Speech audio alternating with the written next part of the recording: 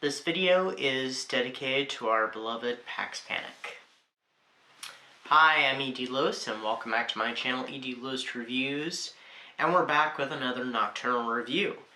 So, this book that I'm reviewing today is the 2016 horror novel by Grady Hendrix, and that is My Best Friend's Exorcism.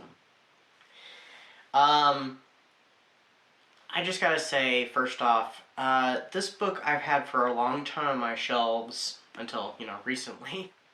I have to say I did really enjoy this book. First off, I know I should wait till after I talk about the book, but I really did.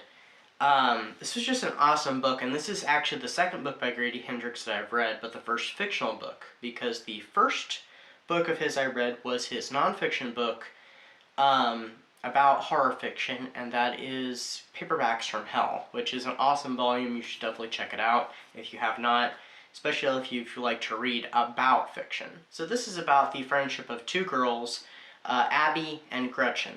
So Abby and Gretchen meet in 4th grade when Abby is getting ready to have her 10th birthday party. Nobody shows up to it, and this completely leaves Abby rather devastated, upset, understandably, because all the students in her class have gone to this popular girl's house to ride horses and stuff, completely forgetting about her party. Well, the party is somewhat saved when the new girl in town, Gretchen, is brought to the party by her mother.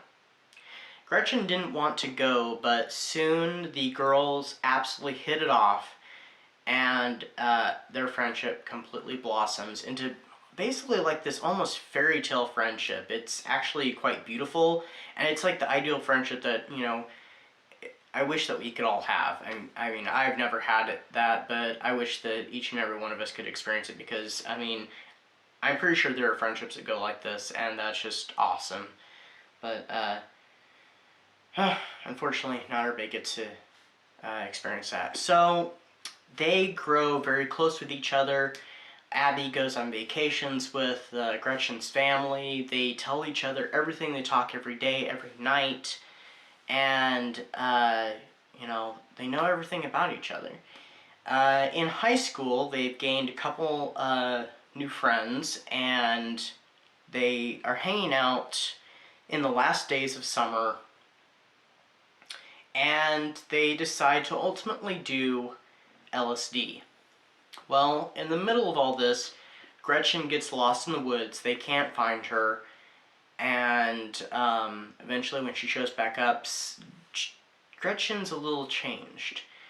She starts, her behavior completely changes. She starts becoming rather paranoid, kind of frantic at times, talking about how her parents are treating her, about a guy nagging her in the night, sitting on her chest and stuff, to the point that Abby thinks that Gretchen has been, that Gretchen was attacked and, we're just going to say harassed in the woods.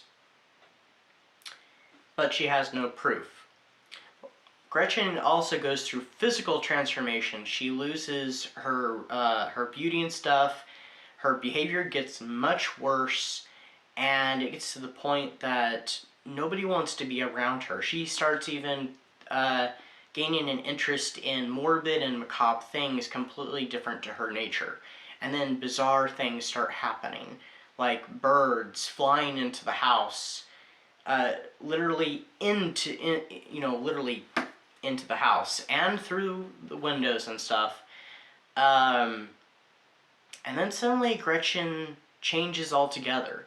She seems to act normal, like nothing's ever happened, and Abby soon finds herself alienated from their little group. It doesn't take long before Abby starts to realize that something else has happened to Gretchen, that she may be possessed by the devil. Now, this book does go through many of the Exorcist tropes, and I think the Exorcist is even referenced in the book later. And, because we have the vomiting, the projectile vomiting, we have the change in behavior, the change in appearance, the foul smells, and all those things. And then it goes to new heights and stuff. So definitely, if you enjoy The Exorcist and enjoy demonic possession books, this is definitely one for you. It's kind of a slow burn, though, because they don't go immediately into the whole possession thing. It's kind of a gradual thing over time. I mean, The Exorcist was too, but I feel like this takes even a longer time before we get to, I mean, the promised exorcism, like in the title. And there's a lot of humor parts in it, especially early in the book and later on, especially with the dynamic between Abby and Gretchen, where they even have points where they listen to their favorite songs and they'll make up lyrics that are completely way off, or when they're too young to understand what the lyrics are or fully hear them, they make up lyrics, and it gets to hilarity at times. It's wonderfully written. It's also really disturbing at times. This is one of the messed up reads. I've had a few messed up reads, and I'd say this is probably the first one I had for the year, and it does get messed up. There's this one particular scene I cannot tell you about, and it's much later on in the book with one of their other friends. I can't remember what her name is. But Abby goes to see her, and she brings ice cream. And she's been sick for a really long time, missing a lot of school, and something horrible has happened to her, and you'll find out what it is that's happened to her, and it is such a disturbing and creepy and gross scene. It's just messed up, let me just say that. So, yeah. But, yeah, and then there's these group of brothers. They come to talk at the school, and they're these muscle guys, and they're talking. By the way, they go to a Catholic school, and so they're talking about Christianity and about Jesus and stuff. And there's this one brother. In this one particular paragraph where he starts talking about the Lord and stuff. And I don't think he realizes, well, I know he does not realize what he's saying, and it just does not come across. It doesn't come out right. It had me almost rolling on the floor. I'll say that. You gotta read it. And if you've read this book, you know what I'm talking about, I hope. So anyway, so what did I rate this book? This was my first 5-star or 5 pumpkin. It's been a long time since I've said that. 5 pumpkin or jack-o'-lantern review, review, whatever, of the year. And it's interesting that it happened in January. So early in the year, and I already have a 5-star. So, I mean, now there is an adaptation that came out last year on Amazon Prime. I got a, trial for Amazon Prime around that time, and I was like, I'm gonna check this movie out. I mean, I've had the book for months, and I thought, well, you know, it doesn't matter if I've, you know, read the book or not. I'll eventually read it anyway. I checked out the movie. I liked the movie at the time. I didn't love it, but I thought it was, you know, it wasn't bad. After reading the book, I realized that the movie just doesn't work, in my opinion. It doesn't compare to the book. It goes off in its own direction, which is fine. It does hold a certain fidelity with the source material, but the book is just, I enjoyed the book far more. And I wouldn't consider the film adaptation to be that good of an adaptation.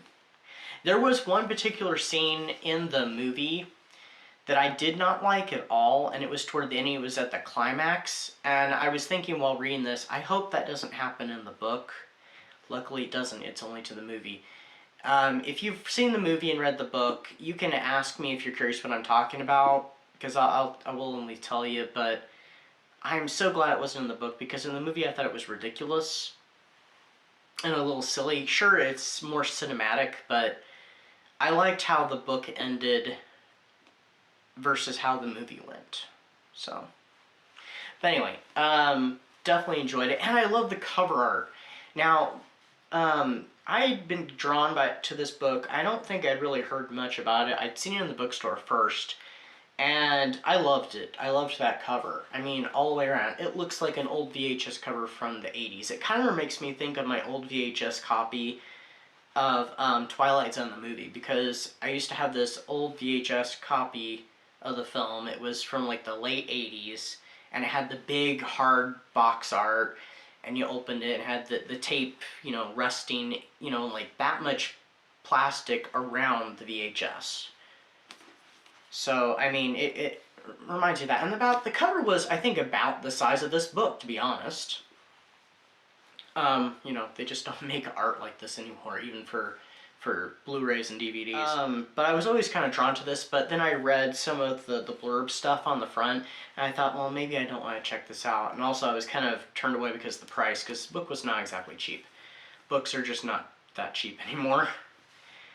Then I came back around to it because I was still drawn to the cover, and I'd seen a lot of people, were reading it, said great things about it, and I still hesitated. I almost bought it on Kindle, but I saw the Kindle file was really big, and I thought, nah, better not. So I eventually decided to go ahead and get the book, and this is definitely one of my favorite covers. I mean, they even got photographs on the back, so as if this was an actual movie,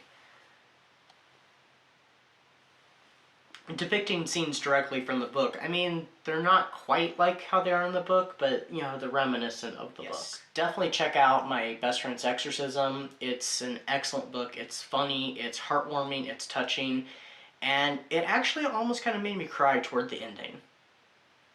And it ends actually rather perfectly, in my opinion. So, an excellent book, and a great book on friendship, for sure.